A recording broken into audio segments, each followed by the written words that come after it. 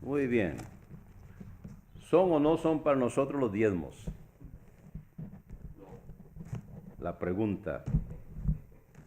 ¿Usted dice que no? Ok, bueno, vamos a ver. Vamos a ver qué dice la Biblia. Vamos contestando las preguntas. Empecemos aquí con Luis Alberto y luego con Jorge. La número 1. ¿Qué significa la palabra que se traduce diezmo? La palabra traducida diezmo significa la proporción específica de propiedad consagrada a propósitos religiosos desde tiempos muy tempranos. Muy bien, esa es la definición del diccionario bíblico de Smith. Esto está en la página 134, el primer párrafo. Pero entonces, si seguimos leyendo ahí, a causa de la designación de una décima parte bajo la ley de Moisés, ha llegado a entenderse que la décima parte de las entradas de uno es la designación apropiada para fines religiosos. De hecho, la palabra diezmo en español significa 10%, ¿verdad? En español significa eso, el 10%. La palabra en griego, en hebreo y luego traducido al griego, entonces es lo que dice aquí, es una proporción dedicada o consagrada a propósitos religiosos, que se dedica a eso. Vamos con la número 2, Jorge. ¿Cuáles dos personas ofrecieron pagar diezmos al Señor antes de la ley de Moisés? Hermano, no es cuál es la causa de mucha confusión. No, perdón. Disculpe.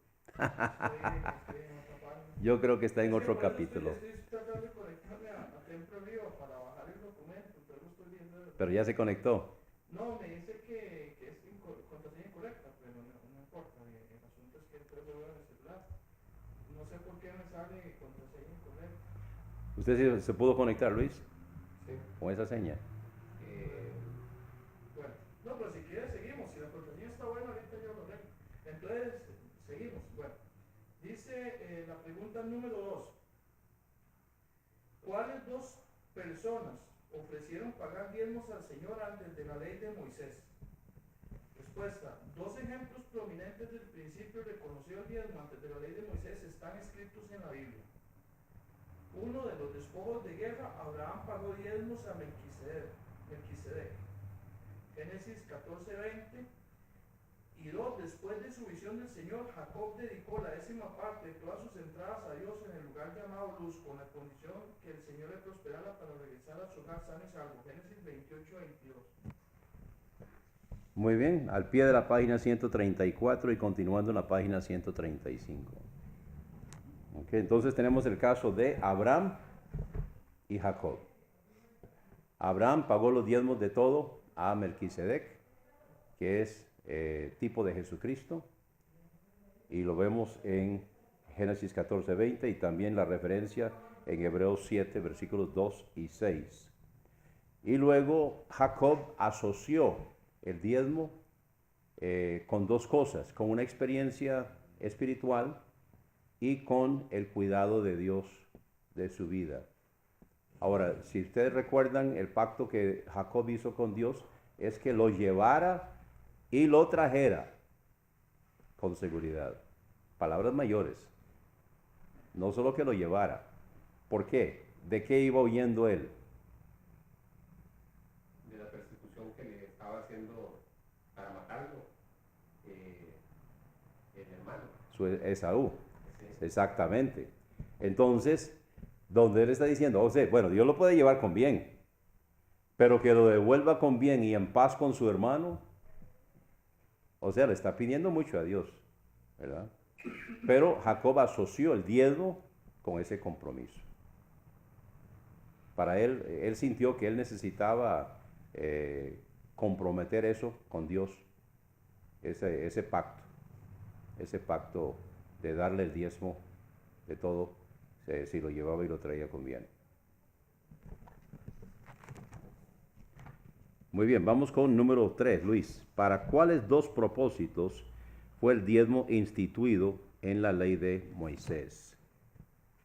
La ley del diezmo fue instituida en la ley de Moisés debido a dos motivos. A.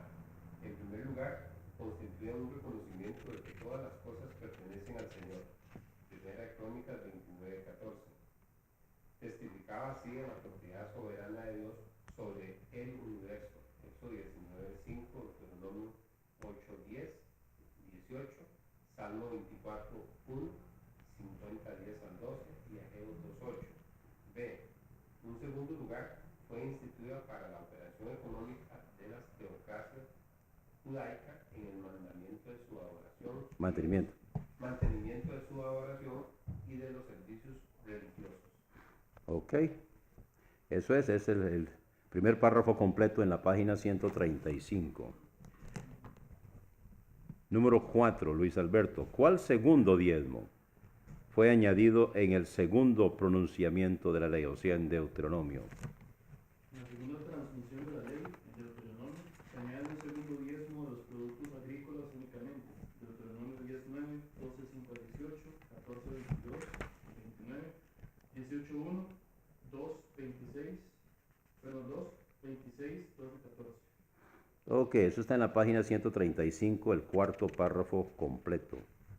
Entonces se añade un segundo diezmo, o sea, un diezmo sobre el diezmo, ¿verdad? Un diezmo sobre el diezmo. Pero esto solamente de los productos agrícolas. Acerca de esto, Fawcett dice, para la celebración de las fiestas, cada primer y segundo año en el santuario de Silo, o Jerusalén, y cada tercer año en casa con una fiesta dedicada a los levitas, los sacerdotes, los extranjeros, los destituidos de padre y las viudas. Los 6 años así señalados fueron seguidos por el año de jubileo. En él, la asistencia era mayor debido a la escasa asistencia en el 6º año, cuando la mayoría se quedaba en casa. En el año del jubileo no había diezmo, pues la tierra gozaba de su sábado. Ewald sugiere que durante 2 años el diezmo era virtualmente voluntario y en el tercer año era obligatorio. Esa es una opinión. Así había un diezmo anual para los levitas, un segundo diezmo anual durante 2 años para los festivales. Pero los levitas compartían con los pobres este segundo diezmo cada tercer año.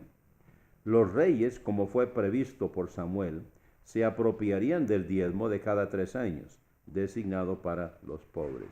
O sea, Samuel, ¿recuerdan cuando les advirtió que estaban buscando rey? Entonces les dijo que el rey se apropiaría de las entradas, entonces ellos así lo hicieron, y lo vemos ahí en 1 Samuel 8, 15, 17. Ezequías ratificó este abuso en 2 de Crónicas 31, 5, 12 y 19. También Nehemías, después del retorno de Babilonia, acusó de este abuso. En Nehemías 10, 38 al 39, 12, 44, 13, 5 y 12. Esto lo vemos en la enciclopedia bíblica de Fawcett.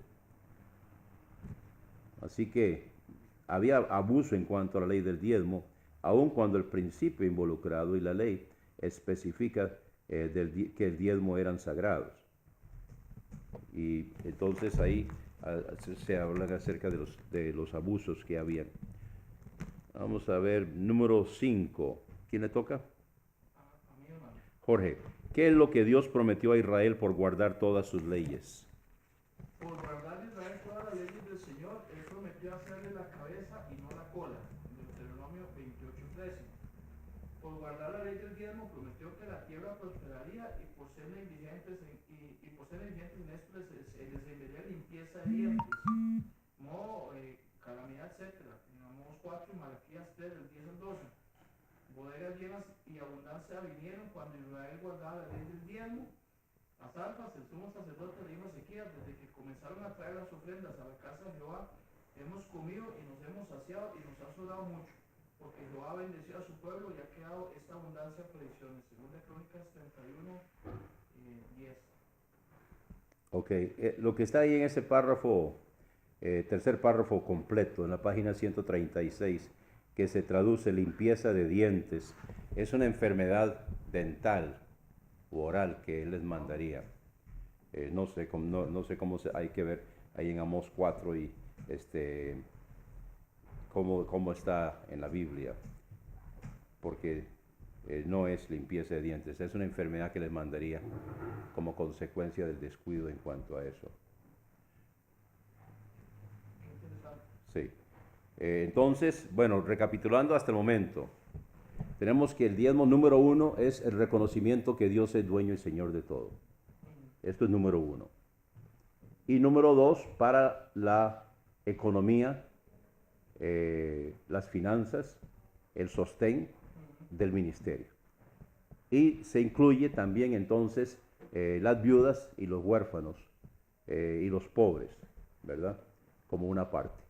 Ahora, esto lo vemos entonces en el Antiguo Testamento en cuanto a la economía que había en el Antiguo Testamento, y entendemos que todo lo que encontramos en el Antiguo Testamento son enseñanzas o principios, no necesariamente los detalles, en esto hay que tener cuidado, no necesariamente todos los detalles del Antiguo Testamento, pero todo lo que encontramos en el Antiguo Testamento son principios para que nosotros también los apliquemos en el Nuevo Testamento. Hay que ver cómo se aplican estos principios en el Nuevo Testamento. Pero gracias a Dios que no tenemos que adivinar, sino que en el Nuevo Testamento encontramos cómo se aplican estos principios para nuestro tiempo. Muy bien, vamos con la pregunta número 6. Luis, ¿qué es lo que el sacerdote común recibía además del patrimonio? En la economía de la ley de Moisés y la ley del diezmo, el sacerdote recibía no solamente su cuota del diezmo general que era pagado a la tribu, sino que también recibía una ofrenda voluntaria de cada uno que ofrecía un sacrificio. Esto era aparte del patrimonio que siempre le era proporcionado. Deuteronomio 18, del 3 al 8. Muy bien, entonces voy a explicar. Todos los levitas vivían del diezmo. O sea, el diezmo de las 12 tribus de Israel era para el sostén de la tribu de Leví. Es una décima parte. Si lo vemos en forma de la entrada bruta nacional, entonces se tomaba como base el 120% de la entrada bruta, porque son 12 tribus. Entonces el promedio de la entrada bruta, digamos por cabeza de familia, entonces vamos a decir que es 100,000 colones. Pero al haber 12 tribus, entonces se toma la cifra de 120,000 colones. Y esos 120,000 colones es la base, entonces le va a corresponder a la tribu de Leví 12,000. ¿Me están siguiendo? Ok. Quiere decir que no 10,000, sino 12,000 es con lo que se trabaja la tribu. Entonces, que tiene que ver con las cosas espirituales, recibe un poco más que el promedio bruto nacional. El promedio bruto nacional es 100%, pero se trabaja con el 120% porque se trabaja con 12 tribus para sostener una tribu. Entonces la tribu de Leví recibe el 12%, el 10%, pero del 120, no del 100. Entonces se trabaja con eso. Ok, todos los levitas, tanto levitas como sacerdotes, reciben el diezmo. Además, los sacerdotes, cuando están oficiando, porque se turnaban. Entonces, cuando ellos estaban oficiando, habían algunos de los sacrificios y las ofrendas, sacrificio animal y también ofrendas vegetal, que eran para el sacerdote. Entonces, cuando estaba oficiando el sacerdote, además de recibir el diezmo que recibían todos los levitas, también recibía una parte del altar.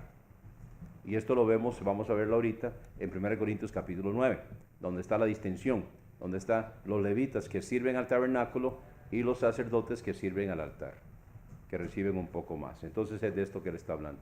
¿Alguna pregunta o comentario en cuanto a esto? ¿Alguna duda? ¿Cómo estamos? Quiere decir que entonces los sacerdotes recibían un poco más. El patrimonio, lo que él llama el patrimonio, es el diezmo.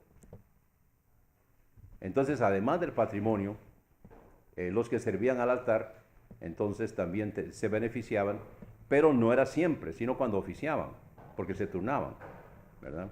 Al principio, cuando habían pocos sacerdotes, entonces los sacerdotes trabajaban full. Pero ya después, cuando habían más sacerdotes, entonces se turnaban. Muy bien, vamos con la siguiente pregunta. Con la 7, Luis Alberto, ¿cómo se mantenía el sumo sacerdote.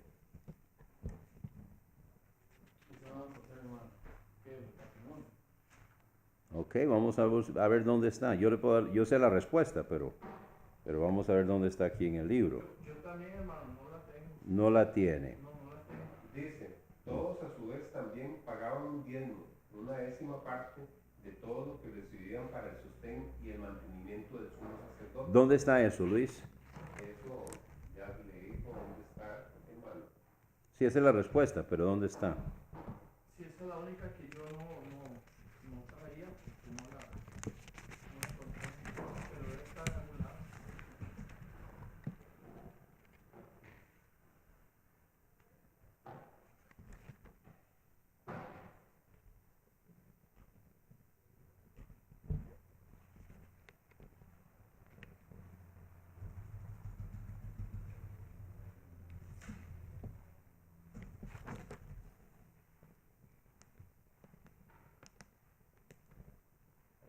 Hay un párrafo que dice, esta décima parte fue asignada a los levitas como premio.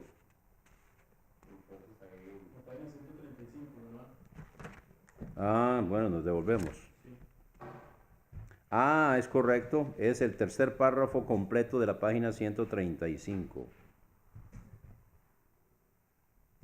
Esta décima parte fue asignada a los levitas como premio o paga por los servicios prestados al Señor por parte de esa tribu, o sea, en el servicio al templo y al tabernáculo. Todos, a su vez, o sea, los levitas y sacerdotes, pagaban un diezmo, una décima parte de todo lo que recibían para el sostén y el mantenimiento del sumo sacerdote. Ok, entonces el sumo sacerdote no oficiaba en el altar.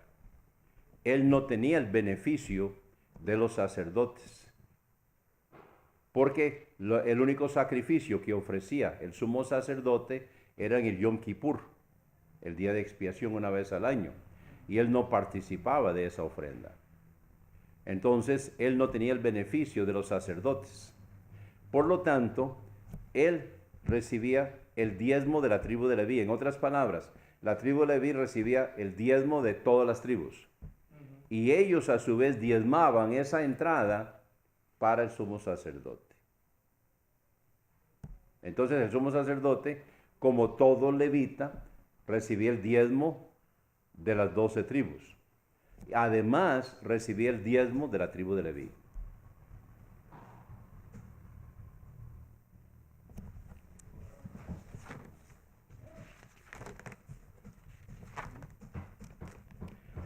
Ocho, Luis Alberto, ¿por cuál medio fue financiada la construcción del tabernáculo y del templo?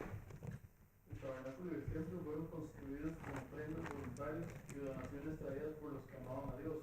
Estos razonaban que, además de la ley del diezmo, deberían dar donaciones y ofrendas voluntarias para ayudar a erigir un santuario de adoración. Eso está en el segundo párrafo de la página 137. Muy bien.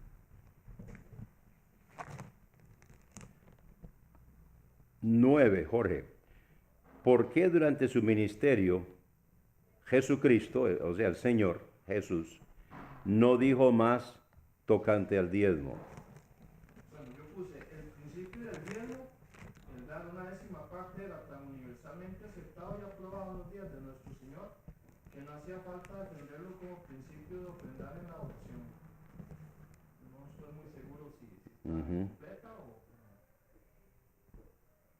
o faltaba un poco más. Ok, esa sería la respuesta que yo hubiera puesto también. ¿Todos tienen así? Eso está en el primer párrafo completo de la página 138. Ahora, el doctor Garner lo pone como algo personal de él, ¿verdad? Dice, es el parecer particular de este servidor que escribe.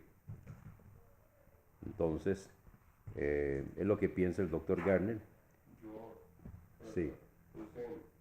No hay ninguna ley específica en el Nuevo Testamento que autorice diezmar hoy día. En realidad, el diezmar se menciona apenas 2 veces en el Nuevo Testamento, y en ambas ocasiones tenía que ver con los judíos. Ujú. Ok, bueno, pero no conteste la pregunta. La pregunta es, ¿por qué Jesús no dijo más tocante al diezmo?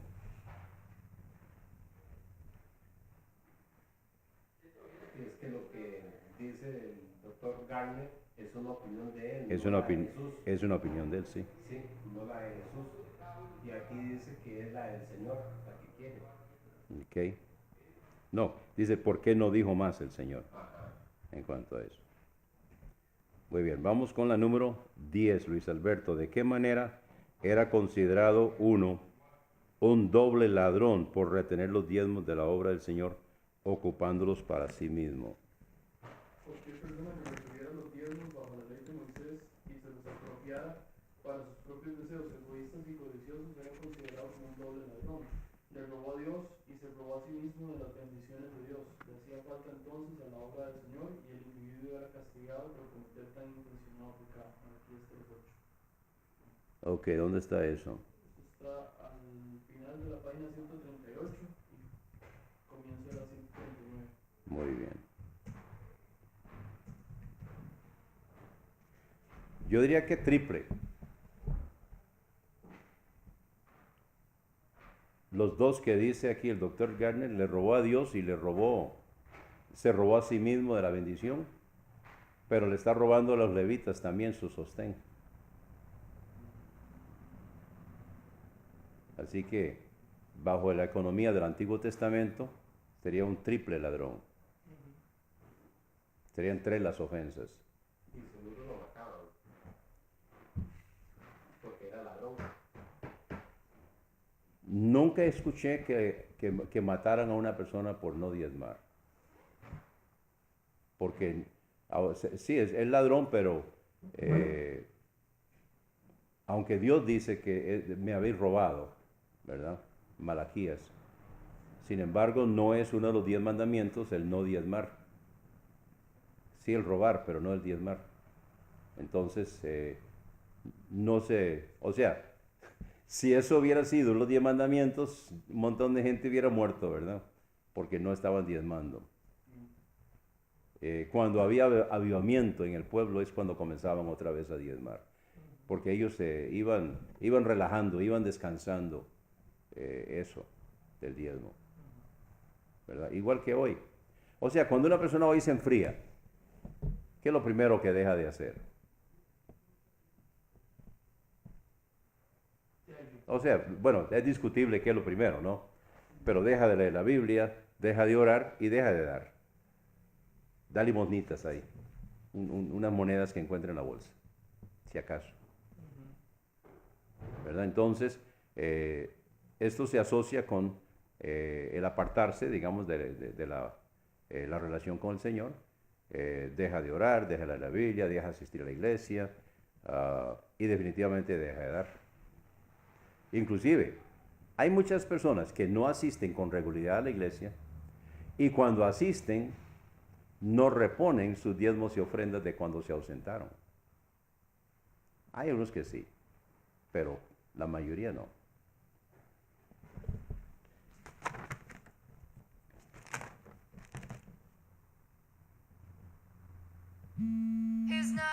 Vamos con 11. No puedo. Eduardo, estoy en clase, no puedo contestar, ahorita lo llamo. Me extrañaba que no me hubiera llamado antes. Déjeme poner esto en silencio, disculpen.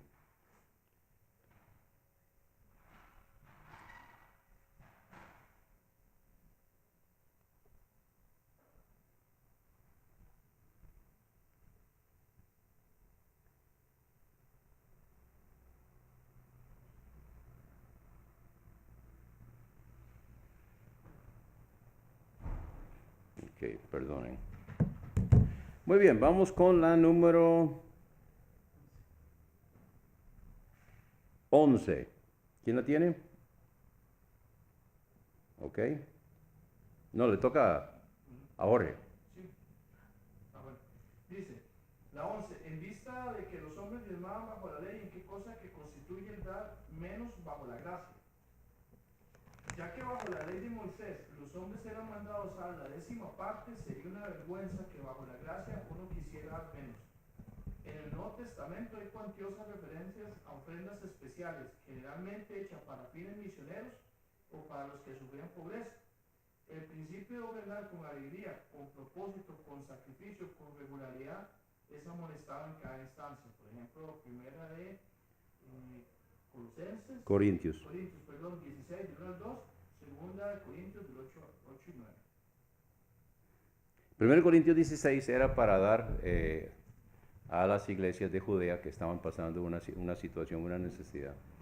Y continúan en la enseñanza en el capítulo 8 y 9 de 2 de Corintios, ¿verdad? Bien. Recuerdo cuando yo andaba visitando iglesias hace bastantes años. Iba a visitar una iglesia en el sur de California, en Anaheim. Y el pastor me dijo, no quiero que predique el diezmo. Bueno, me extrañó, porque es una iglesia, sigue siendo una iglesia muy fuerte misionera. De hecho, esa iglesia fue la que empezó la obra y la mantuvo, la obra en Colombia. Y cuando el misionero se descocheró, la iglesia continuó adelante. El pastor les dijo, no estamos sosteniendo a un misionero, estamos sosteniendo una obra. Y siguieron adelante. Y entonces era una iglesia muy fuerte y daba muchísimo. Entonces me extrañó cuando me dijo el pastor eso, no me predique el diezmo. Entonces yo le dije, hermano, pero disculpe, ¿por qué no quiere que predique el diezmo? Me dice, hermano, porque los tengo dando el 25%, usted predica el 10% me arruina. ¿Qué manera?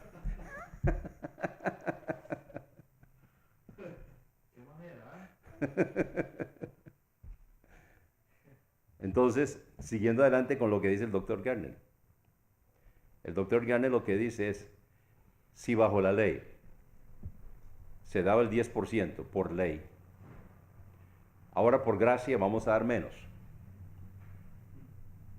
Ese es el principio, ¿verdad?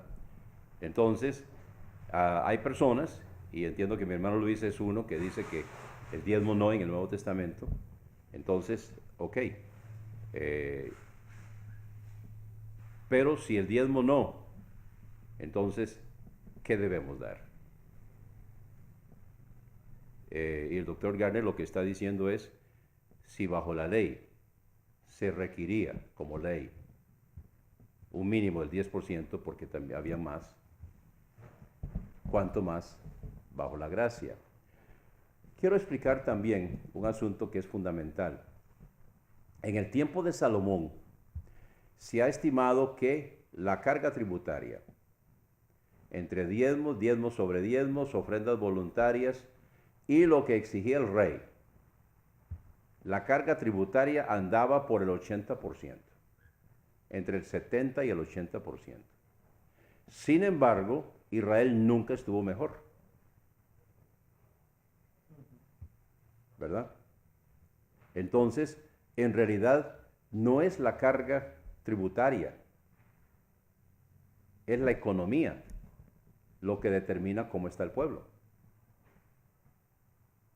Entonces, en el tiempo de Salomón, la economía estaba excelente. Cuando vino su hijo, Roboam, entonces el pueblo vino y le dijo, los ancianos vinieron y le dijeron, la carga tributaria bajo su padre era pesada. Y no le dijeron estas palabras, pero prácticamente le están diciendo, pero ya no está su papá. Entonces, alívienos la carga. Bueno, él entonces escuchó lo que estaban diciendo los ancianos, pero fue y consultó a sus compinches, sus amigotes. Y entonces ellos le dieron un consejo pésimo, ¿verdad? Demostrando la arrogancia y la soberbia de la juventud, ¿verdad? No. Sí, o sea, el dedo meñique mío es más grueso que los lomos de papá. Y si papá les dio, no recuerdo exactamente qué fue lo que les dijo, si papá les dio no sé qué, yo les voy a dar escorpiones. Sí, algo así. ¿Verdad? entonces fue cuando el reino del norte se dividió. Entonces ellos dijeron, Israel, ¿qué tenemos nosotros que ver con Judá? Recuerden que los dos reinos se habían unido bajo David. Estaban divididos, pero finalmente se unieron bajo David. Ahora se volvieron a dividir, pero ya se dividieron en forma permanente, con Roboam. Y Jeroboam, que había sido desterrado por Salomón, porque quería meterse en política y adueñarse de unas cuantas cosas, entonces Salomón lo había desterrado, ahora vino y se aprovechó de la ocasión. Y entonces él cogió el liderazgo de las 10 tribus del norte y quedó como su rey. Y para que ellos no estuvieran descendiendo a Jerusalén para adorar, porque él temía que entonces iban a volverse a unir, entonces él estableció una adoración, mírenme, entre comillas, a Jehová. Pero era una adoración pagana en Samaria, ¿verdad? Entonces él dividió el reino y también hizo que las tribus del norte pecaran contra Dios. Se consiguió un levita y le dijo, venga, yo lo voy a hacer a usted sacerdote de esta nueva religión que vamos a formar aquí. Y el levita accedió y entonces para legitimar, ¿cómo se llama? Legitimizar, entre comillas, la religión que él estaba haciendo. Y entonces la gente siguió y ahí se perdieron totalmente las 10 tribus del norte, ¿verdad? Fue consecuencia de eso. Todo tiene que ver con plata y con dominio, y con plata, con dominio, con autoridad, ¿verdad? Lo que pasó cuando murió Salomón. Pero volviendo, bajo Salomón la economía estaba excelente.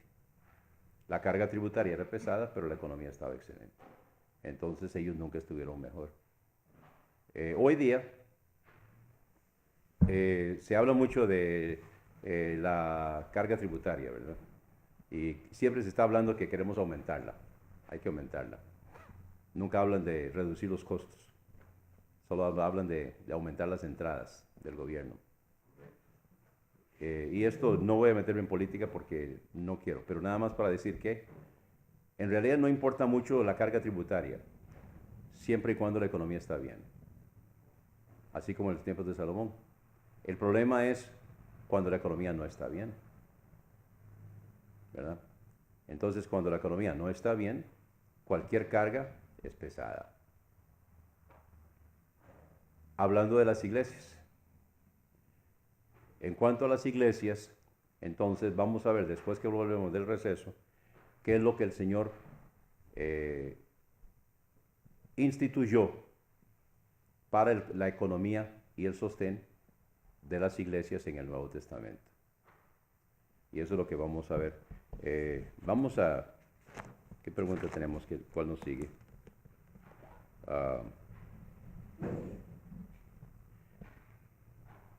Vamos a parar ahí para continuar con la 12 cuando regresamos. Vamos a parar aquí porque quiero darle más consideración a lo que seguimos de aquí en adelante. Muy bien, seguimos adelante. Vamos para la 12. ¿A quién le toca? Ok, Luis Aguilar. ¿Cómo se sostenían los que trabajaban en las cosas sagradas del templo? El apóstol Pablo sancionó específicamente el principio del diezmo que era usado para el sostenimiento de todos los que ministraban en las cosas sagradas. Muy bien. Y cita 1 Corintios 9:13. ¿No sabéis que los que trabajan en las cosas sagradas comen del templo y los que sirven al altar del altar participan? Entonces, aquí están los dos niveles que yo les había hablado. Los que trabajan en las cosas sagradas, o sea, toda la tribu de Leví, recibía los diezmos de las 12 tribus. Y además de eso, los que sirven al altar, entonces del altar participan. Habían algunas ofrendas, tanto animal como vegetal, de que eran compartidas por el sacerdote. El sacerdote comía también de eso. Entonces él se beneficiaba de eso. Así que el sacerdote recibía lo que todos los levitas recibían, el diezmo. Pero aparte de eso, recibía entonces también el beneficio de algunas de las ofrendas cuando estaba oficiando. Y lo que dice Pablo es que ese principio se hace hoy día. Vamos a 1 Corintios 9.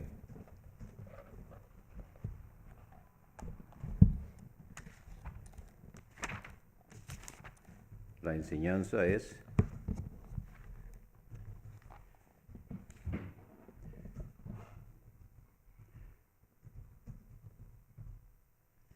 el versículo 4, 1 Corintios 9, 4. ¿Acaso no tenemos derecho de comer y de beber? Aquí está hablando de los derechos de un apóstol. Él está defendiendo su apostolado y los derechos de un apóstol, porque cuestionaban. Versículo 5. ¿Acaso no tenemos derecho de llevar con nosotros una hermana por mujer, como también los otros apóstoles y los hermanos del Señor y Cefas? ¿O solo yo y Bernabé no tenemos derecho de no trabajar? Entonces aquí Pablo está hablando claramente del sostén del ministerio, ¿verdad? Entonces los demás sí tienen derecho, solo Bernabé y yo no tenemos derecho a no tener que trabajar con nuestras manos, sino poder vivir del ministerio. Entonces presenta varios principios. El primer principio es: ¿quién fue jamás soldado a sus propias expensas? Entonces el que está sirviendo como soldado, el que lo tomó por soldado, le cubre todos los gastos. O sea, él no tiene que estar con una mano en la guerra y con la otra mano con el arado. No, sino que le cubren los gastos, le dan uniforme, o sea, le dan la ropa, le dan la comida y le dan las armas. Ahora, cuando la guerra de Estados Unidos, por ejemplo, contra los británicos, la guerra de 1776, que se firmó el Acta de Independencia, ahí sí, ahí usaban sus propias herramientas, ahí no, hasta ya más adelante sí hubo uniforme. Al principio andaban de civiles, ¿verdad? El ejército continental al principio no tenía uniforme y usaban sus propias armas. Las armas que usaban de cacería eran las que usaban para la guerra. Con esas fueron a la guerra y se enfrentaron a los británicos, que era en ese entonces el mejor ejército del mundo, ¿verdad?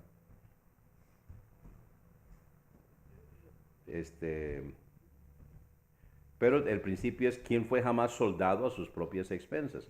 El segundo ejemplo: ¿quién planta una viña y no come de su fruto?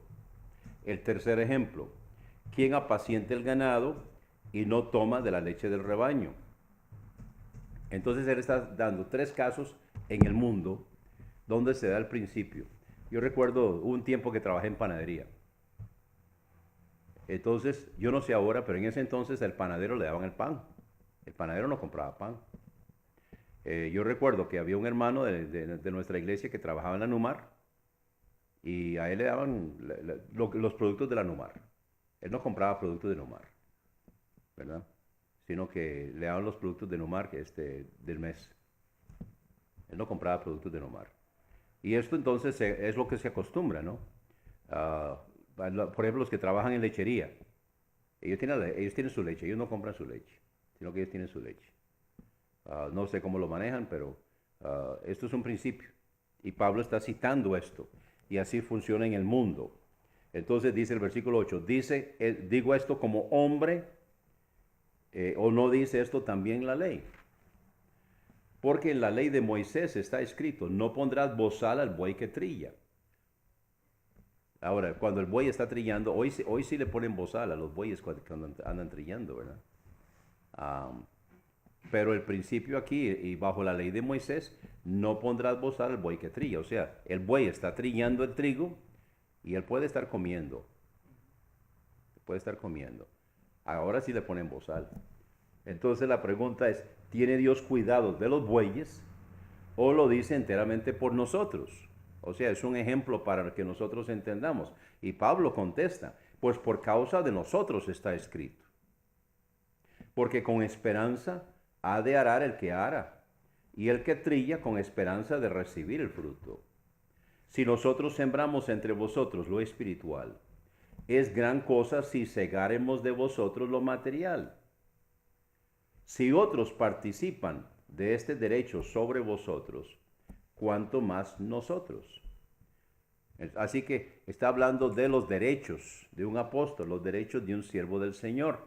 El siervo del Señor tiene derecho entonces a recibir del fruto de su labor. En este caso, está adiestrando, está enseñando a una persona, entonces esa persona necesita sentirse agradecida y comprometida, como el caso que estaba citando Luis Alberto, donde la persona entonces contribuye con la persona que le está ayudando, ¿verdad? Que le está enseñando.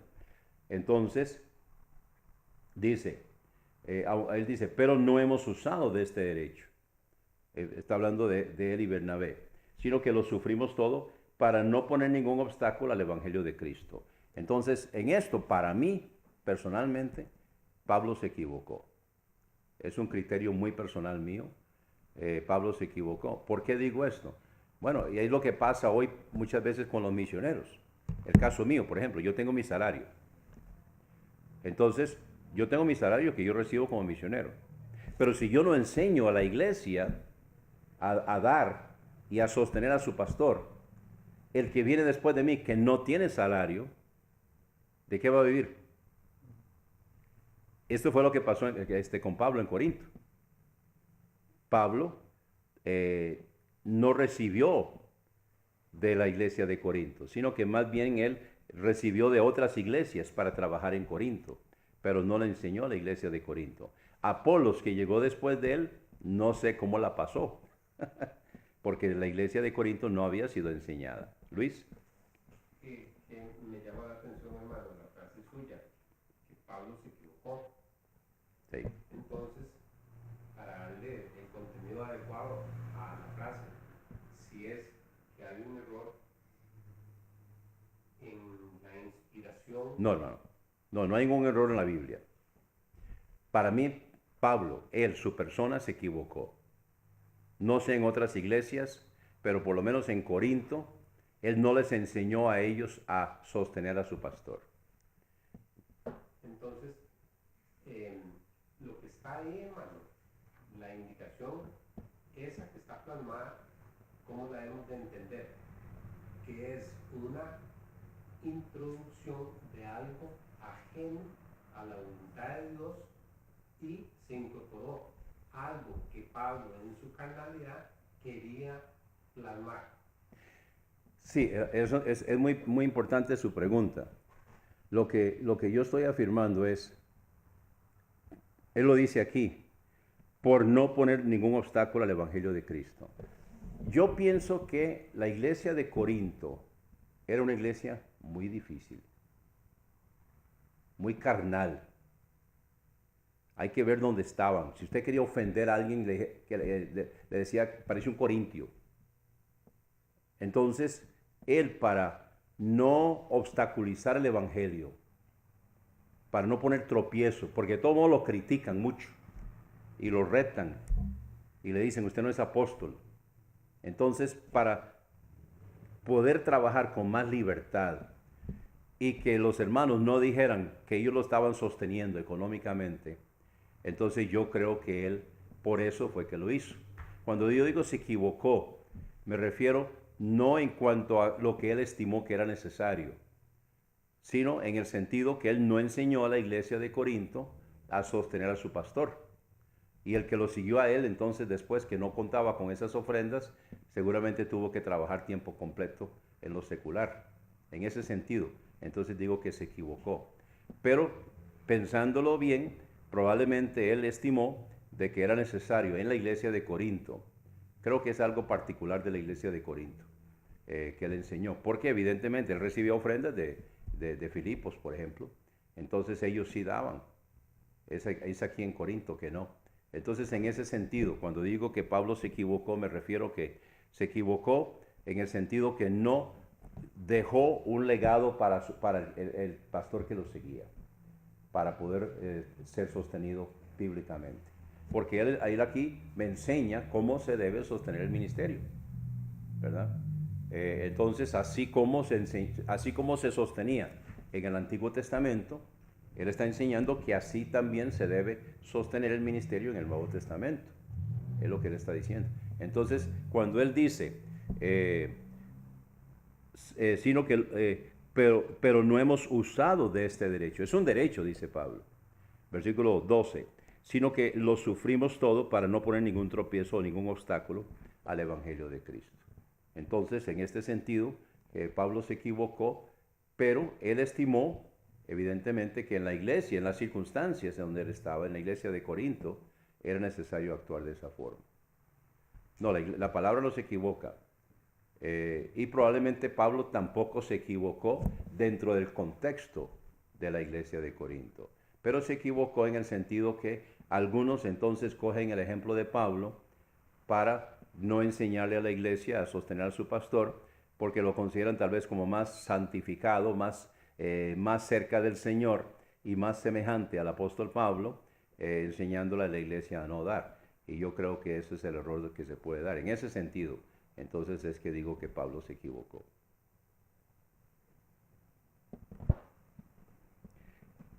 Él lo vuelve a decir en el versículo 15. Versículo 14. Así también ordenó el Señor a los que anuncian el Evangelio que vivan del Evangelio.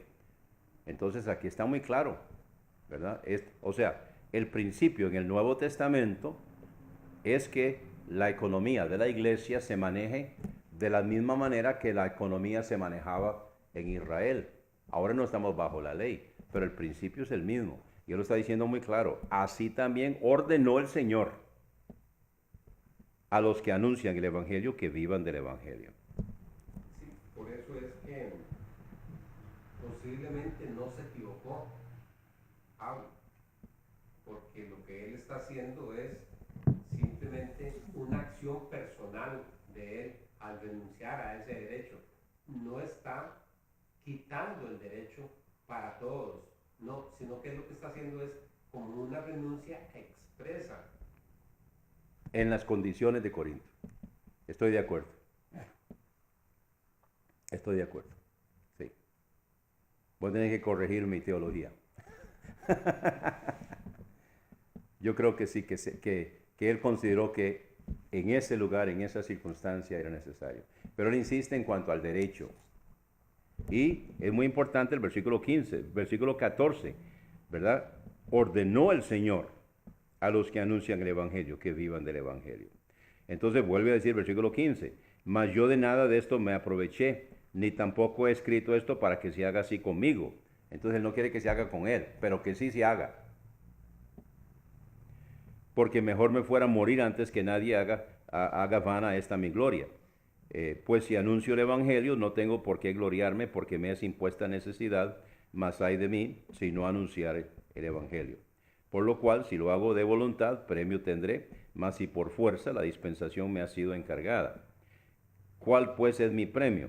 Que predicando el Evangelio, presente gratuitamente el Evangelio de Cristo, para no usar mal de mi derecho en el Evangelio. En el sentido que, usar mal, ¿en qué sentido? En el sentido de que tal vez que la iglesia de Corinto andaba buscando cualquier pretexto, ¿verdad? Entonces, en ese contexto, específicamente en Corinto. Por lo cual, siendo libre de todos, me he hecho siervo de todos para ganar al mayor número. Porque él así no se le debe a nadie, ¿verdad? Porque esto pasa en las iglesias. Por ejemplo, yo no quiero saber en la iglesia que yo pastoreo quién da más. Eso queda entre cada uno. De hecho, no estoy criticando, pero hay muchas iglesias que usan el sistema de sobres, y en el sobre ponen la cantidad, pero también ponen el nombre. Entonces, en las iglesias donde yo he pastoreado, se pone la cantidad, pero no se pone el nombre de la persona. Nosotros lo que hemos usado es un sistema de números, pero ese número lo sabe solamente el que tiene el número. Entonces, en contabilidad, se lleva la contabilidad por cada dador, pero por número. Es el sistema que usan en Suiza. En Suiza las cuentas bancarias no llevan nombre, sino que tienen un número. El que sabe el número puede tener acceso a la cuenta. El que no sabe el número no tiene acceso a la cuenta. Y entonces, así ellos pueden ser los banqueros del mundo, con toda confianza, porque nadie puede preguntar, ¿cuánto tiene el hermano Luis Aguilar ahí en Suiza? No, si sabe el número puede saberlo, pero si no sabe el número, no puede saberlo. Y nosotros así es como lo hacemos en la iglesia. Y en las iglesias donde he servido. Se hizo así en Lebrón, se hizo así en Canaán, se hace así ahora en El Camino, donde cada uno se hace totalmente al azar. La gente coge un número y ese número solamente la persona lo tiene. Yo se los digo, guárdenlo porque nadie más sabe, solo usted sabe ese número. Y entonces así ellos ponen en el sobre el número tal y así entonces se meten los libros, ¿verdad? O sea, el número 1 dio tanto. El número 25 dio tanto. Y así es como se lleva, porque yo creo que eso es algo muy personal. Porque pasa lo que, quiero continuar con lo que estaba diciendo. Si yo sé quién está pagando mi salario, tal vez lo voy a traer aquí. Y voy a tener problemas llamándole la atención cuando hace falta llamarle la atención. Porque paga mi salario. Y hermanos, se da. Se da. Entonces, para evitar eso y poder ser igual con todos, entonces mejor que quede en privado. Sí llevar cuentas, sí llevar libros, pero no por nombre. Sí, se presta para favoritismo, ¿verdad, hermano? Sí.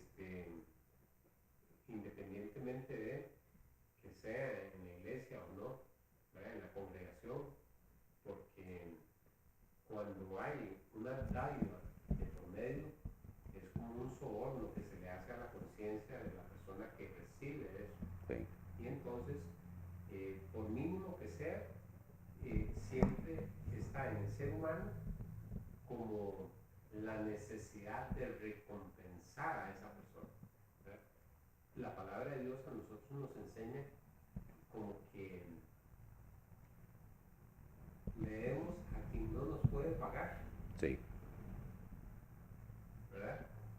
Entonces el concepto es real, que aquí no se dé cuenta aquí.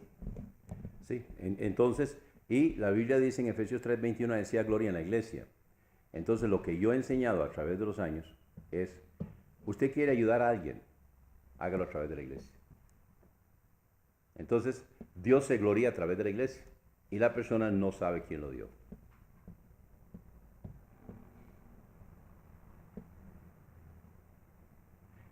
A veces yo ando visitando entre las iglesias. Hay personas, hay a veces que uno predica y llegan y le meten algo aquí, ¿verdad? Entonces, está bien. Pero es mejor que lo den a través de la iglesia. Entonces yo siempre recomiendo a las iglesias que pongan de alguna manera, sea en el sobre o el papelito o cómo se hace, un lugar para ofrendas designadas. Entonces alguien, por ejemplo, allá en la iglesia de Santana, quiere ayudar a mi hermano Luis Alberto, entonces hay un lugar ahí donde designan una ofrenda designada para el hermano Luis Alberto. Entonces, así Luis Alberto no sabe quién fue, sino que eso entra a la tesorería de la iglesia y la iglesia viene y le da, hermano, aquí hay una ofrenda para usted. Yo creo que es mejor así, porque así estamos agradecidos al Señor y a la iglesia, ¿verdad? Y no a los individuos. Sí, hermano. Que se me viene a la mente un pasaje, hermano, cuando estaba Jesús frente al altar de las ofrendas, Ajá. ¿verdad? Y ve a la viuda. Y ve la viuda. Lo que me hace el razonamiento de esa escena es quién está frente al altar. Es Jesús. Es Jesús. Nadie más. Sí. Porque es el único que puede ver el corazón. Sí. Y saber tanto el contenido como el motivo de ese acto. Si pone a hombres a eso, va a resultar mal. Sí. Ahora, en estos días yo presenté el tema del diezmo como un medio para recibir bendición.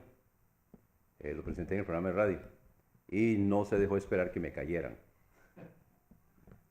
Entonces alguien comentó, ¿acaso la viuda diezmó?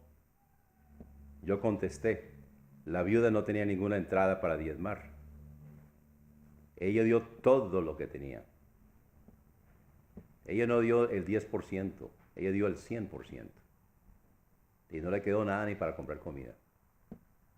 Y eso fue lo que Jesús dio.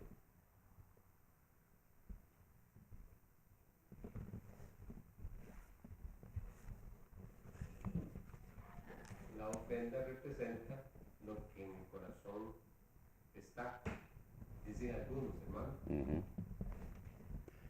Bueno, yo enseño que la base es el diezmo. Con el diezmo, usando el principio, yo estoy reconociendo que Dios es dueño y Señor de todo. Porque muchos enseñan es que el diezmo es del Señor. No, el 100% es del Señor. Y yo le doy a Él un mínimo del 10% en reconocimiento que el 100% es de Él. Entonces, así es como yo lo hago. Y así es como yo lo enseño. Devuelvo. Sí, le devuelvo. Reconociendo que todo es de Él. ¿Verdad? Porque muchos enseñan eso. No, es que usted tiene que diezmar porque el 10% es del Señor. No, el 100% es del Señor. Y entonces, en reconocimiento de eso, entonces yo le devuelvo eso. Y encima del diezmo, si yo quiero dar una ofrenda, entonces, ok, pero ya diezmé, ya reconocí que Dios es dueño. Y entonces ahora vienen las ofrendas sobre los diezmos, que son las ofrendas voluntarias que se mencionan en el Antiguo Testamento, ¿verdad? Que son ofrendas voluntarias. Por ejemplo, para la construcción del tabernáculo, eran ofrendas voluntarias. De hecho, ahí no están diezmando. Ahí no están diezmando. ¿Por qué no están diezmando? Porque no están arando, no están cosechando, no tienen nada que diezmar.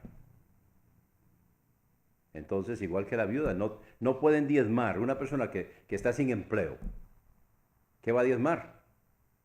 No. A veces vienen personas, hubo una situación de una familia en días pasados que él estuvo sin empleo, bastante tiempo, estuvo sin empleo. Pero no les faltó, sino que hubo personas, especialmente familia, que les estuvo dando. Entonces me preguntaron, ¿debemos nosotros diezmar eso? Y yo dije, no. ¿Por qué no? No, porque esos son ofrendas que personas les están dando para su sustento. No deben diezmar eso. Ahora está trabajando. Eso sí, diezme eso. Está trabajando, diezme eso. Sin embargo, ellos, de su corazón, ellos sacaban de lo que ellos recibían para su sostén y muchas veces me traían a mí. Viera cómo me sentía yo con eso. Con ese amor. Realmente le llega a uno eso. A nosotros se nos enseña, hermano,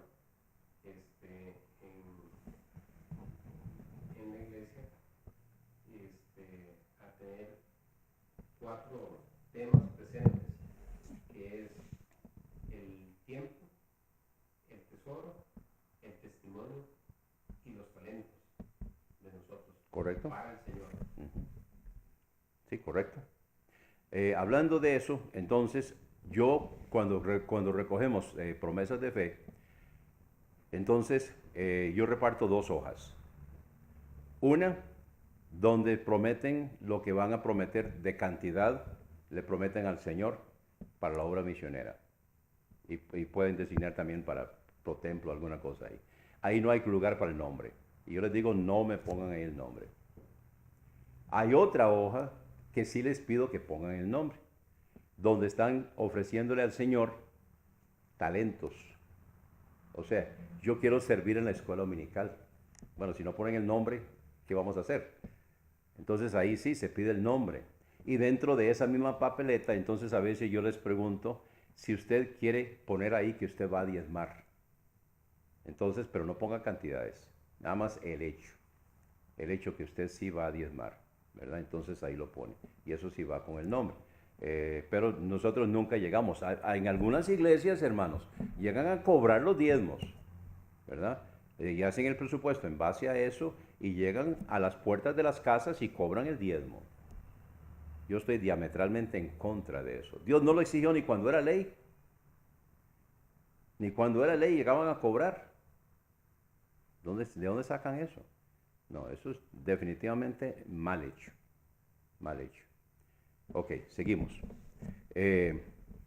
Entonces dice, ahora Pablo dice, versículo 19, por lo cual siendo libre de todos, entonces él no tiene compromiso con nadie, me siento libre.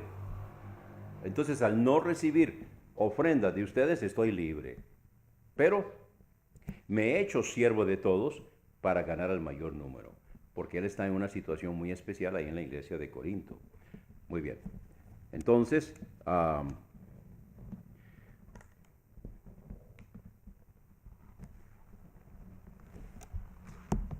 seguimos con las preguntas para terminar la lección. Pregunta 13. ¿Quién la tiene? Usted tuvo la última. Le toca a Luis Alberto. La 13. Según aseveraba Pablo, ¿cómo entonces debían o deberían ser sostenidos de él y los otros misioneros? Yo puse básicamente todo el último todo el último párrafo del 139 y la primera parte del 140. O sea, me escribió el libro. Exacto, no sabía cuánto poner. Lo que hay que hacer en estos casos, Luis Alberto, es escoger partes y poner puntos suspensivos. Okay. Sí, ¿verdad? Porque no queremos que cojan eso. O sea, parte de la enseñanza del curso es que aprendan a ser específicos. La pregunta, siempre lo que yo digo es, contesta eso la pregunta. Si no contesta la pregunta, entonces no está bien. Contesta la pregunta, pero al mismo tiempo, en las menos palabras posibles que conteste la pregunta. Ok, en este caso, entonces, número 1, todos los que trabajaban en las cosas sagradas participaban del templo, ¿verdad? El argumento de Pablo es que él, junto con los misioneros que le acompañaban, estaban trabajando en las cosas sagradas, aunque no estuvieran sirviendo a ningún altar eclesiástico particular. Entonces, está hablando de los levitas. 2, además de aquellos que trabajaban en las cosas sagradas, los que servían al altar participaban del altar, o sea, de ofrendas especiales. Y Pablo entonces dice, así también, o sea, justamente de igual manera, ordenó el Señor a los que anuncian el Evangelio, que vivan del Evangelio. Yo pondría eso, ¿verdad? Y luego él sigue explicando lo que les había explicado. Vamos con número 14, Jorge. ¿Cuál pasaje enseña que Jesús siempre recibe los diezmos hoy día? Hermano, yo puse, y aquí ciertamente, citando la Biblia, y aquí ciertamente... Está citando Hebreos 7:8. Sí, señor. Y aquí ciertamente reciben los diezmos hombres mortales, pero allí se refiere al cielo, uno de quien se da testimonio de que vive. Y puse, Dios dio a su Hijo un don inefable, concediéndole a cada creyente vida eterna. Y él ordenó, de gracia recibisteis, dar de gracia. Y también prometió que el que diezma recibiría recíprocamente por parte de los hombres la buena medida, apretada, remecida y rebosando, en Lucas 6:38. Ok, bueno, yo no digo que Lucas 6:38 sea específicamente el diezmo, pero definitivamente que sí es el principio, ¿verdad? Lucas 6:38 es un versículo que se debe memorizar. Entonces veamos qué dice. Dad y se os dará. Entonces hay que dar. Los hombres esperan recibir primero para entonces dar. Dios dice, dad y se os dará. Nosotros tenemos que tenemos que sembrar para poder cosechar. Hay que dar para poder recibir. Claro, los que hoy están predicando el Evangelio y la prosperidad, entonces usan todos estos versículos para decir que nosotros tenemos que sembrar una semilla en el ministerio de ellos para poder recibir. Y cogen donde Isaac entonces sembró en la tierra donde Dios le dijo que sembrara y que recibió entonces un 100% de ganancia o de retribución. Y ellos entonces se aplican todo eso a ellos. Si usted siembra en nuestro ministerio, entonces Dios ha prometido, porque se lo prometió a Isaac, entonces Dios ha prometido que usted va a recibir un 100%. En otras palabras, si usted siembra 1.000.000 de colones, usted va a recibir 100 veces eso, ¿verdad? 100%. Así que usted siembra 1.000.000 y va a recibir 100 millones.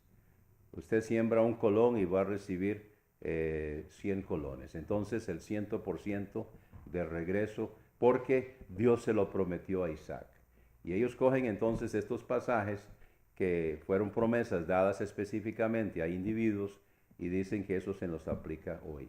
Y yo mantengo, eso es falso, completamente falso, totalmente falso, tergiversación de las escrituras, donde cogen promesas hechas a personas y se los atribuyen ellos. Y otra cosa que yo veo, y no importa que salga ahí por donde va a salir, lo que yo veo es que en el Evangelio de la Prosperidad, los que prosperan son los que lo enseñan.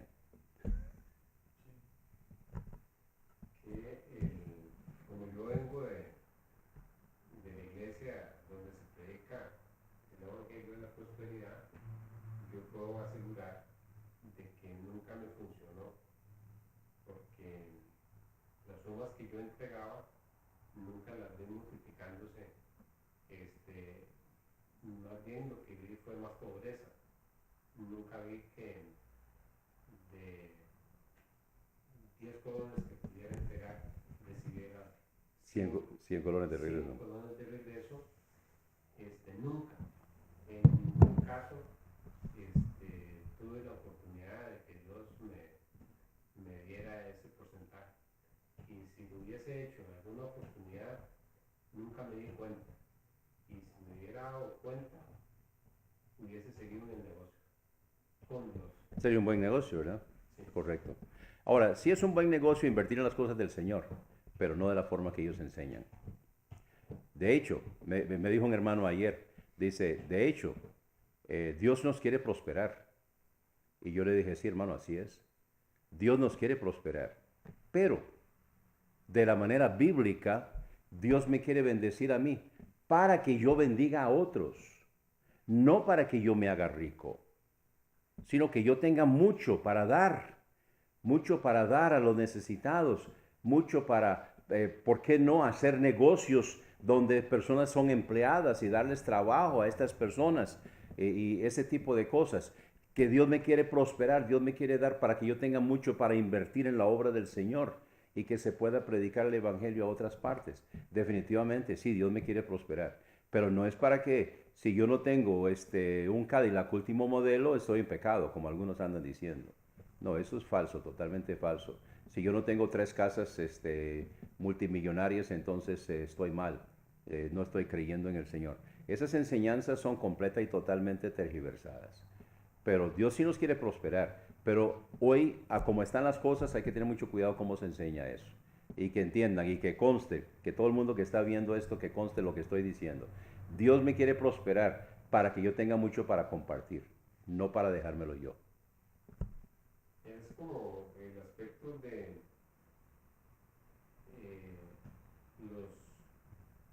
los dones dentro de la iglesia, ¿verdad? Que son para edificar al cuerpo. ¿Es correcto? Para beneficio de otros. Nunca fue para beneficio propio. ¿Correcto? Los levitas, ¿qué hacían con el diezmo?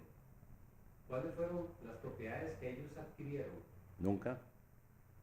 No eran dueños de nada. Inclusive, la tierra prometida. Dios se la prometió a Abraham. Todo esto será para ti, para tu descendencia.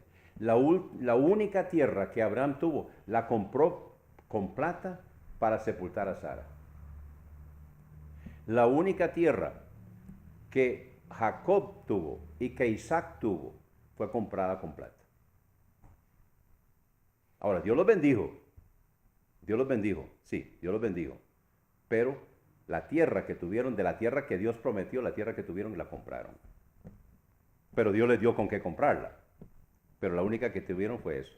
Entonces, los israelitas que están ahora en parte de la tierra, tienen que recordar lo que sus ancestros se les olvidó, que la tierra es de Dios, no es de ellos. Y Dios se las dio para que la poseyeran, y por eso Dios nos da a nosotros. Pero hay que recordar Salmo 24:1, de Jehová es la tierra y su plenitud, el mundo y los que en él habitan. Y es por eso que debemos diezmar en reconocimiento que todo es de él. Y le devolvemos a él una porción en reconocimiento de eso. Muy bien, bueno, ya estamos avanzando. Entonces, bueno, en este pasaje, en Hebreos 7:8, lo que está diciendo es, hoy hombres están recibiendo los diezmos, ¿verdad? Hombres mortales están recibiendo los diezmos, está en tiempo presente. Quiere decir que los diezmos todavía en el tiempo del Nuevo Testamento todavía se estaban dando. Pero entonces la enseñanza es, cuando nosotros diezmamos hoy y lo reciben hombres mortales, quien en realidad lo está recibiendo es de uno de que sea testimonio de que vive.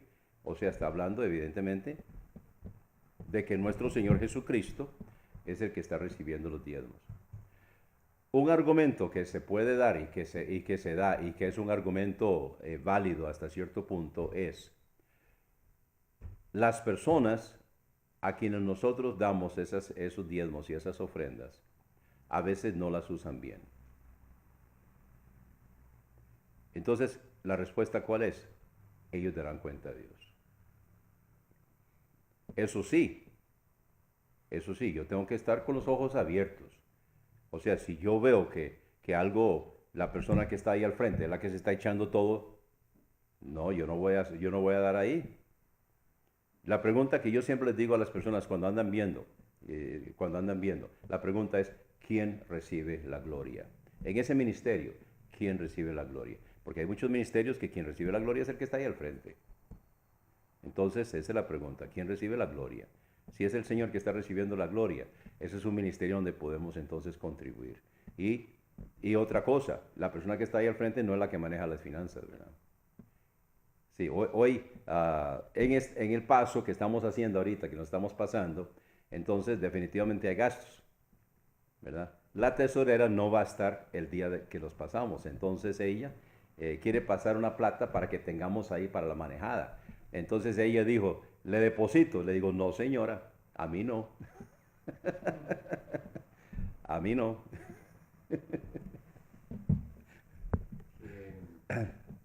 Con respecto a la supervisión que tenemos que hacer nosotros sobre el gasto, ¿verdad? Sobre lo que en la iglesia se está haciendo, con lo que se está recogiendo, es muy importante que nosotros como iglesia tengamos la responsabilidad de supervisar eso, porque muchas veces nada más damos y no supervisamos. No, tienen que estar recibiendo informes mensualmente. Otra cosa que yo también he acostumbrado a través de los años, si se va a robar, es a la hora de contar. Porque una vez que están contadas y contabilizadas las platas, robar consta. Entonces, donde se puede robar sin que conste, es a la hora de contar las ofrendas. Ahí, porque de ahí, si entró 1,000,000, pueden reportar que entró 100,000. ¿Y quién se va a dar cuenta? Entonces, lo que nosotros hemos hecho, no desconfiamos, porque si desconfiáramos no los tendríamos contando la ofrenda, pero para protección de ellos mismos y de la gente que contribuye, entonces siempre ponemos a 2 o 3 a contar las ofrendas. 2 o 3, mínimo 2 a contar las ofrendas, y ahí firman. Los 2 o 3 que cuentan, ahí firman. En Lebrón, que corrían mucha plata, poníamos a 3. Ahorita tenemos a 2. Con eso entonces los hermanos pueden tener esa confianza, ¿verdad? Y recibir un informe mensual de entradas y salidas, desglosado por detalle, ¿verdad?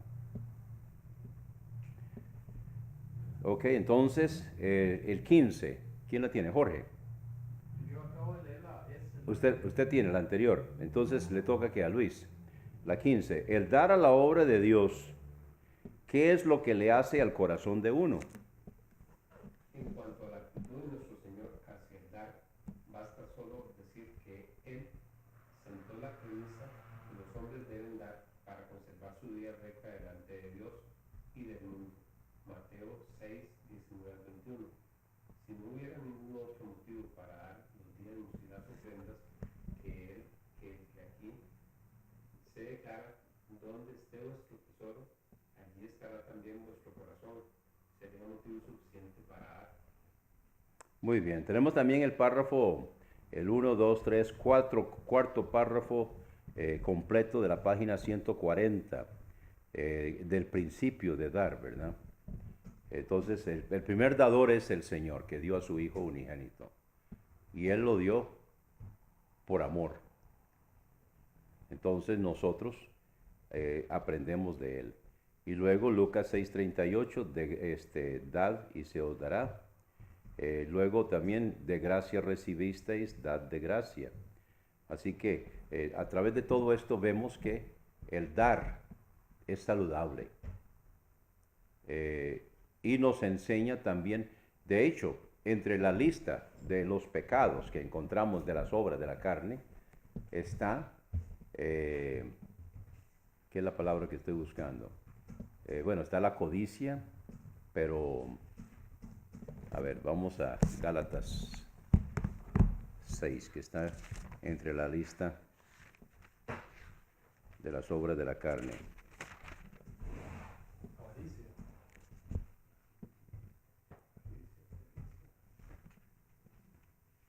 Gálatas 5, perdón.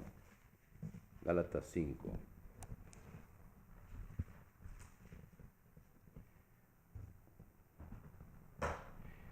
Comenzando con el versículo 19, 5:19.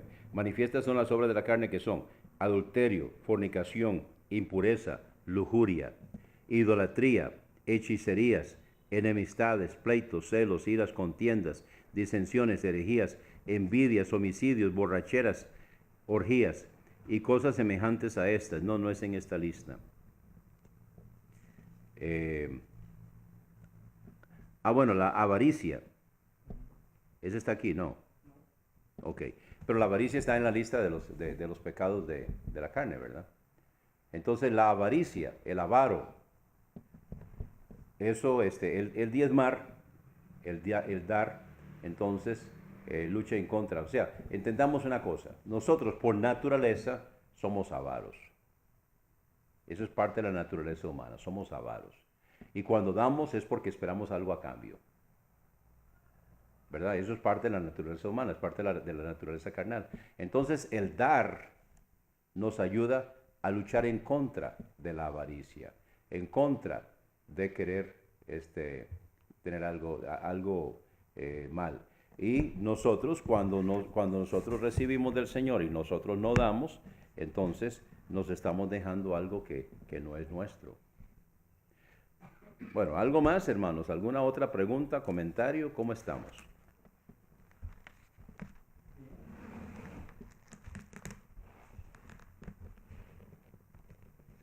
Entonces, ¿debemos diezmar hoy? Quiero que cojamos algunos versículos, les queda todavía tiempo. Quiero que veamos dos pasajes que él los citó. Vamos primeramente a 1 Corintios 16. Y quiero explicar claramente que estos pasajes no enseñan el diezmo, sino que están hablando de dar. Vamos a 1 Corintios 16.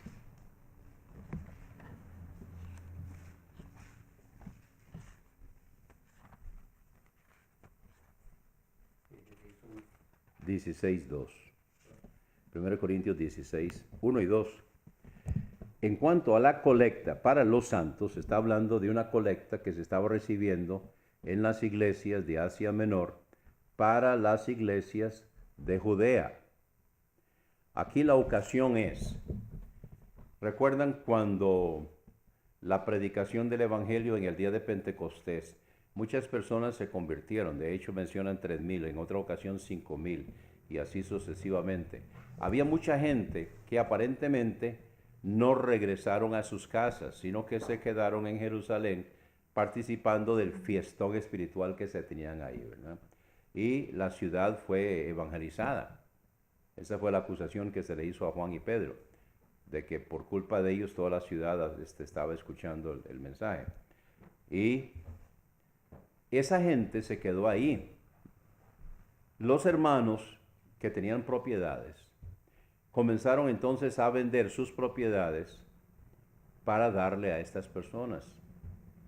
De hecho, a raíz de eso y esa distribución de bienes, es que vino el pleito que terminó en el nombramiento de diáconos en Hechos capítulo 6.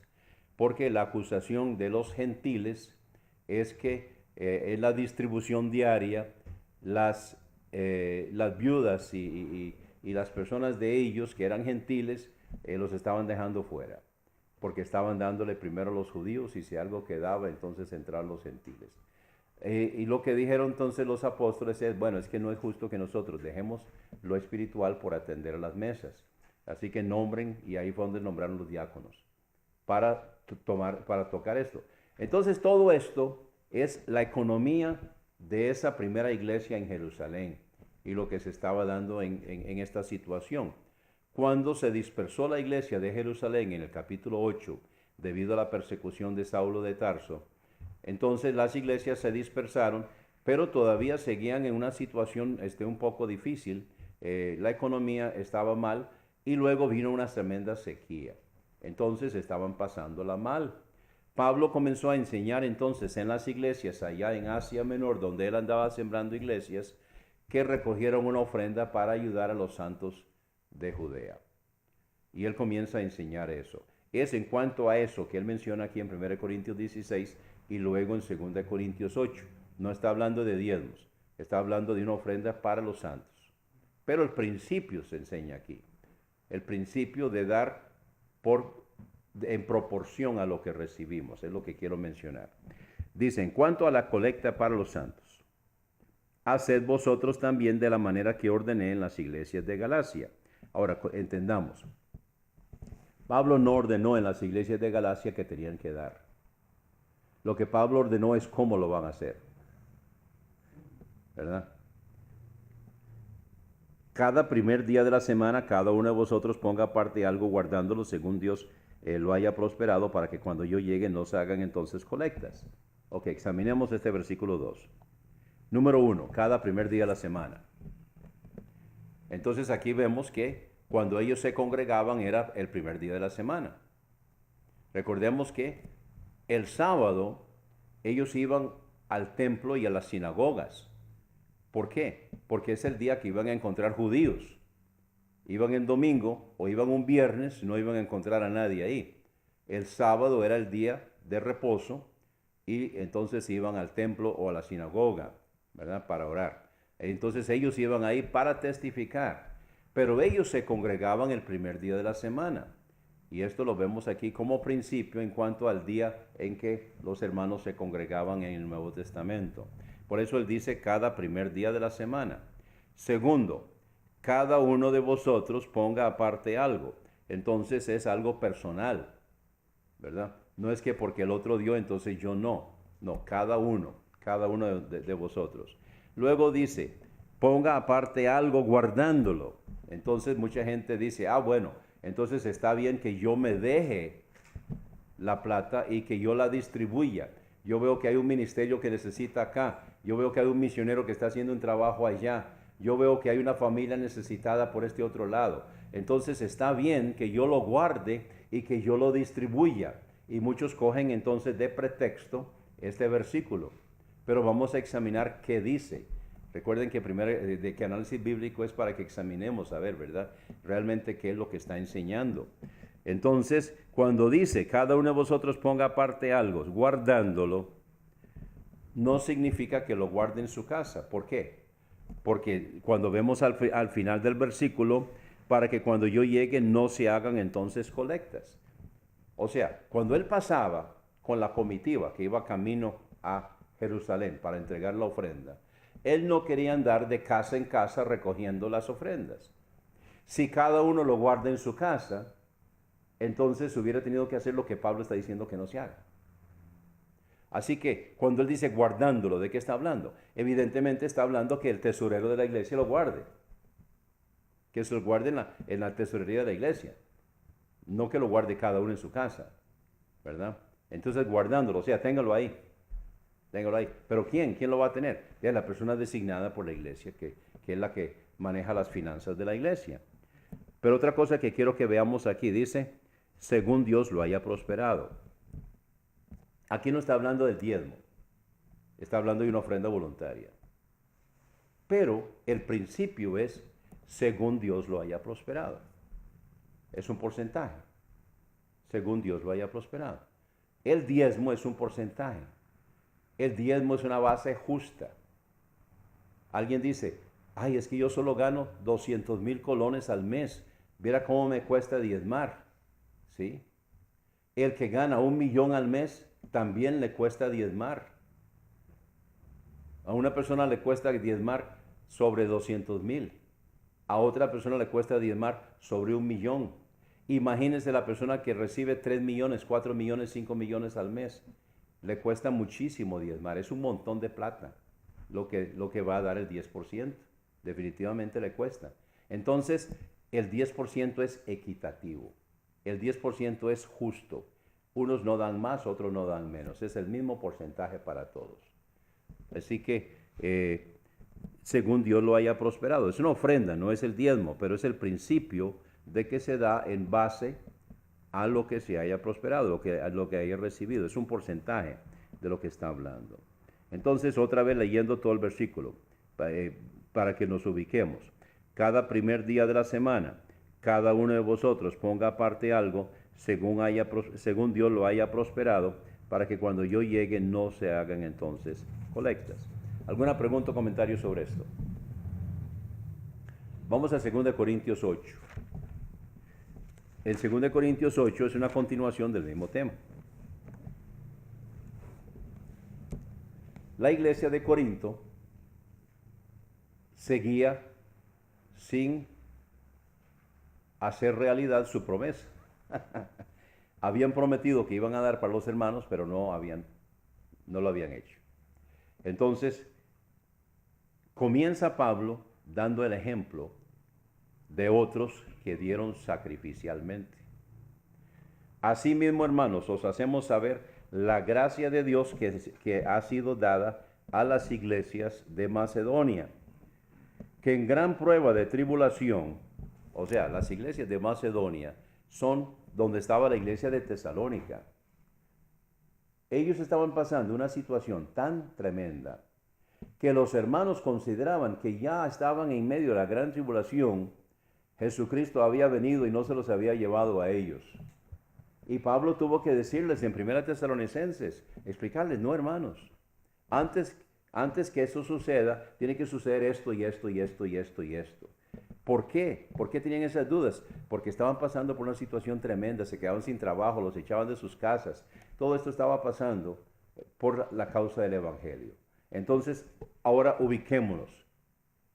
Asimismo, hermanos, os hacemos saber la gracia de Dios que ha sido dada a las iglesias de Macedonia, que en gran prueba de tribulación, la abundancia de su gozo y su profunda pobreza abundaron en riquezas de su generosidad. Porque conforme a sus fuerzas yo testifico, y aún más allá de sus fuerzas han dado voluntariamente. Ahora, evidentemente Pablo pasó donde ellos y les contó la situación que estaba pasando en Judea. Probablemente pensando, hermanos, quiero que oren por la situación que está dando allá. Por el contexto yo deduzco que Pablo no estaba esperando que dieran. Ellos más bien estaban para que les dieran. Entonces, él no estaba esperando que dieran, pero sigamos leyendo, dice, pidiéndonos con muchos ruegos que aceptáramos la dádiva y la participación en el servicio para los santos. Entonces ellos le dijeron a Pablo, no, pero es que nosotros queremos dar. Y Pablo entonces está en una situación donde si Pablo les dice que no, se van a resentir. Y van a creer que Pablo entonces de ahí los ve como algo como menos y que ellos no son capaces. Dice, entonces, bueno, está bien. Yo les dije, hermanos, está bien, ¿verdad? Con mucho gusto vamos a recibir la ofrenda que ustedes quieren enviar los hermanos de allá. Pero entonces dice en el versículo 5, y no como lo esperábamos. O sea, Pablo estaba esperando, ¿verdad? Algo pequeño, algo simbólico. Y no como lo esperábamos, sino que asimismo se dieron primeramente al Señor y a nosotros por la voluntad de Dios. O sea, dieron más allá de sus fuerzas, más allá de sus posibilidades. No dieron de acuerdo con el bolsillo, dieron de acuerdo con el corazón. Ahora entonces Pablo tiene una situación. Pablo tiene una situación ahora con la iglesia de Corinto. Los hermanos de Macedonia estaban en una situación así y así dieron. Ahora, ¿qué hacemos con los hermanos de Corinto? Porque tal vez, dice aquí más adelante, cuando lleguen los hermanos de la comitiva, vengan algunos hermanos de Macedonia entre ellos. Y ellos van a ver lo que ustedes van a contribuir. Entonces dice Pablo, versículo 6, de manera que exhortamos a Tito, que tal como comenzó antes, asimismo acabe también esta obra de gracia entre vosotros, los corintios. Por tanto, como en todo abundáis en fe y en palabra y en conocimiento y en toda solicitud y en vuestro amor para con nosotros, que también abundéis en esta gracia. No hablo como quien manda, sino para poner a prueba por la diligencia de otros también la sinceridad de vuestro amor. Hermanos, el dar muestra la sinceridad del amor. Si yo tengo un hijo y yo le digo, hijo, yo sí que lo amo a usted, pero lo tengo con hambre, lo tengo con necesidad, lo tengo pasando situaciones teniendo yo, hasta él me va a creer que lo amo. Difícil, ¿verdad? Entonces la dádiva demuestra la sinceridad del amor. Versículo 9. Porque ya conocéis la gracia de nuestro Señor Jesucristo. Él fue el primer dador, que por causa de vosotros se hizo pobre siendo rico, para que vosotros con su pobreza fuerais enriquecidos. Y en esto doy mi consejo, porque esto os conviene a vosotros, que comenzasteis antes no solo a hacerlos, sino aún a quererlo desde el año pasado. Pero no lo habían hecho efectivo todavía. Ahora pues, llevad también a cabo el hacerlo, para que como hubo solicitud en el querer, así también la haya en el cumplir, conforme a lo que tenéis. Póngale cuidado a la última parte del versículo 11. Cumplir conforme a lo que tenéis. Hermanos, a veces nosotros tenemos el deseo de dar, pero no está en el bolsillo. Yo quiero dar, yo quiero contribuir. Dios conoce mi corazón, yo quiero dar, pero no tengo. No está. Entonces dice Pablo, esto es un principio muy importante, porque si primero hay la solicitud, será acepta por lo que uno tiene, no por lo que no tiene. Ahora, Dios conoce el corazón, ¿verdad? Entonces, si yo quiero y no tengo, entonces será como que yo lo haya dado. Pero el corazón es engañoso. Cuidado, estoy poniendo otras cosas antes y estoy usando esto de pretexto. Porque no digo esto para que haya para otros desahogo y para vosotros estrechez, sino para que en este tiempo, con igualdad, vuestra abundancia supla la falta de ellos, para que también la abundancia de ellos supla vuestra estrechez en el día de mañana, para que haya igualdad. Como está escrito, el que recogió mucho no tuvo de más, y el que poco no tuvo de menos. Pero gracias a Dios que puso la misma solicitud por vosotros en el corazón de Tito. O sea, yo quería mandar a Tito para que Tito los prepare. Pero Dios puso en el corazón de Tito exactamente esto mismo, pues a la verdad recibió la exhortación, mas estando también muy solícito, voluntariamente partió hacia vosotros. Y enviamos juntamente con él al hermano cuya alabanza en el Evangelio se oye por todas las iglesias. Y no solo esto, sino que también fue designado por las iglesias como nuestro compañero de viaje para llevar esta dádiva, que es administrada por nosotros para gloria del mismo Señor y para demostrar vuestra solicitud. evitando esto, que alguien nos vitupere o nos censure en esta abundancia que ministramos, procurando lo honesto, no solo delante del Señor, sino también delante de los hombres. Enviamos también con ellos a nuestro hermano, a quien hemos hallado dirigente muchas veces en muchas cosas, pero ahora mucho más dirigente por la mucha confianza que tiene en vosotros. En cuanto a Tito, es mi compañero y colaborador con vosotros. Y en cuanto a nuestros hermanos, son mensajeros de las iglesias y gloria de Cristo. Mostrad pues para con ellos y ante las iglesias la prueba de vuestro amor y de nuestro gloriarnos acerca de vosotros. O sea, Pablo está diciendo, yo le he hablado bien a los hermanos de Macedonia sobre los hermanos de Corinto, y ustedes han sido un ejemplo para ellos. Seguimos. Porque en cuanto al servicio para los santos, me es por demás escribiros, pues conozco vuestra solicitud, de la cual me glorío yo entre los de Macedonia, que Acaya, o sea, Corinto, está preparada desde el año pasado, y vuestro celo ha estimulado a muchos. O sea, él ha ido de chismoso entre las otras iglesias, dando testimonio de que la iglesia de Corinto, desde el año pasado, había hecho una promesa. Mas he enviado a los hermanos para que nuestro gloriarnos de vosotros no sea vano en este caso, para que, como lo he dicho, estéis preparados, no sea que, si vinieren conmigo algunos macedonios y os hallanen desprevenidos, nos avergoncemos nosotros, por no decir vosotros, por esta confianza de gloriarnos. En otras palabras, de ahí, por eso mandé a Tito para que los prepare, ¿verdad? Que no los coja de sorpresa cuando llegan en la comitiva, por si van algunos hermanos también macedonios y que no vayan a ver que ustedes no estaban preparados. Por tanto, consideré necesario exhortar a los hermanos que fueran primero a vosotros y prepararan de antemano vuestra generosidad antes prometida, para que esté lista como generosidad y no como mezquindad o como compromiso o manipulación. Y aquí empiezan entonces algunos principios que a menudo se usa en los sermones sobre las dádivas.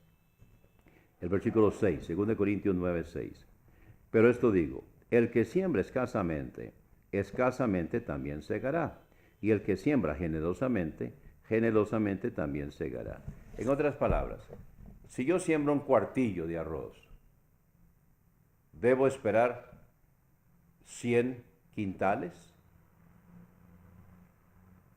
No, es en proporción. Entonces, si yo quiero una cosecha grande, ¿qué tengo que hacer? Tengo que sembrar generosamente. Claro, los que están predicando el Evangelio de la Prosperidad, entonces se aprovechan de esto. Pero es un principio. No es que el hecho que ellos lo están aplicando mal, significa que no debemos enseñarlo. No, hay que enseñarlo, pero hay que enseñarlo bien. Hay que enseñarlo conforme a la palabra de Dios, no conforme a lo que se está enseñando hoy mal. Cada uno dé como propuso en su corazón, no con tristeza ni por necesidad, porque Dios ama al dador alegre. Y poderoso es Dios para hacer que abunde en vosotros toda gracia, a fin de que teniendo siempre en todas las cosas todo lo suficiente, abundéis para toda buena obra. Como está escrito, repartió, dio a los pobres, su justicia permanece para siempre. Ahora, el versículo 10 es muy importante. Vea lo que dice. Y el que da semilla al que siembra, también dará pan para comer, y multiplicará vuestra sementera. ¿Qué es la sementera? Ok, la sementera es donde se guarda la semilla que se va a sembrar. Entonces, cuando dice que multiplicará vuestra sementera, significa que va a multiplicar la fuente de ingreso. Como el granero. ¿Ah? Como el granero. Como el granero. Exacto, como el granero, correcto. Entonces, va a multiplicar la fuente de ingreso. O sea, esto es una cadena. Si lo que yo recibo lo uso para la gloria de Dios y doy de acuerdo con las enseñanzas de la palabra de Dios, Dios no solamente me va a bendecir a mí, Dios no solamente va a bendecir a los recipientes de lo que yo doy, Dios va a bendecir también a las personas que están proveyendo para que yo dé. Esa es la sementera, ¿verdad? Esta es la sementera. El que da semilla al que siembra también dará pan para comer, y multiplicará vuestra sementera y aumentará los frutos de vuestra justicia, para que seáis enriquecidos en todo, para toda generosidad, la cual produce por medio de nosotros acción de gracias a Dios. Entonces veámoslo así. Dios me quiere prosperar. Y esto es lo que está enseñando aquí. Dios me quiere prosperar. Pero no para que se me quede todo pegado a mí, sino para que yo tenga más para poder dar. Vea lo que dice aquí el versículo 11. Para que seáis enriquecidos en todo, para toda generosidad. No que yo me lo deje. ¿Está claro? Dios me quiere prosperar para que yo tenga más para dar.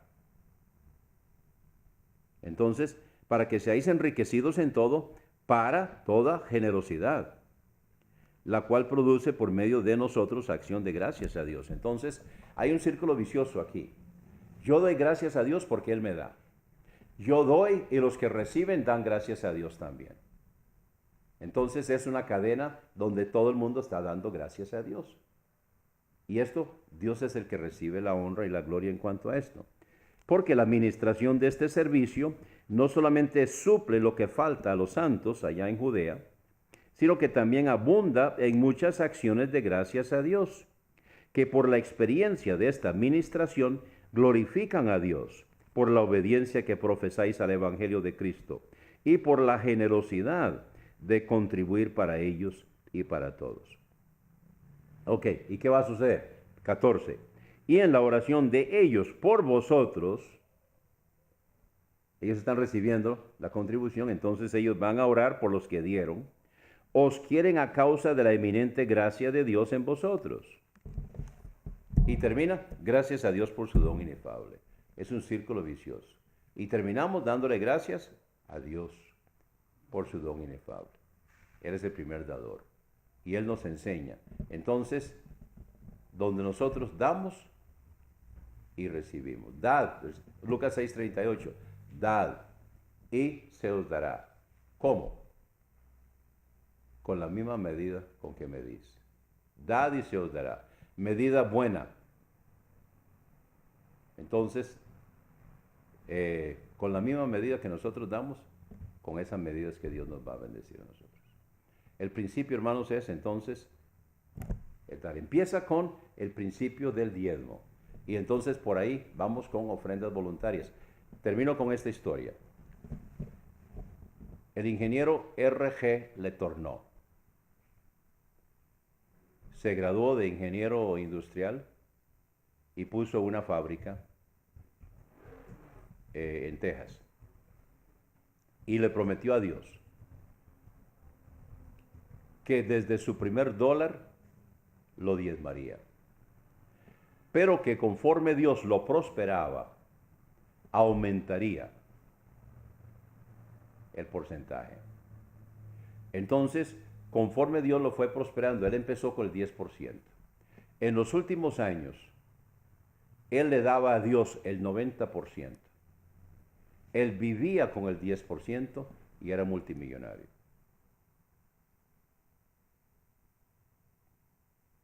Alguien dijo, hagámonos socios de Dios. Funciona, pero de la manera correcta, no a como se está enseñando hoy, ¿verdad?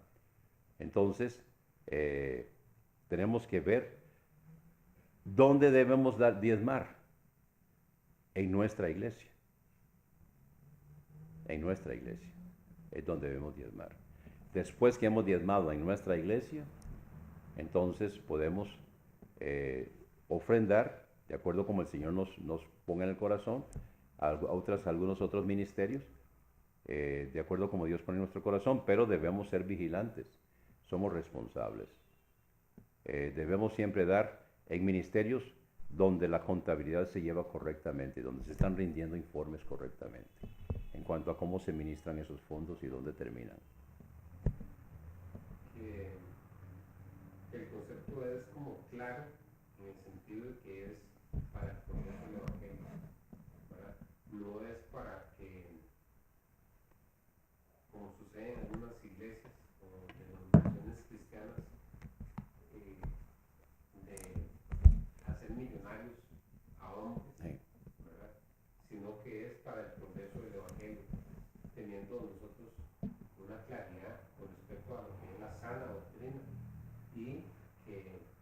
ese dinero que se entrega, hermano, es para desarrollar el cuerpo de Cristo en esta tierra.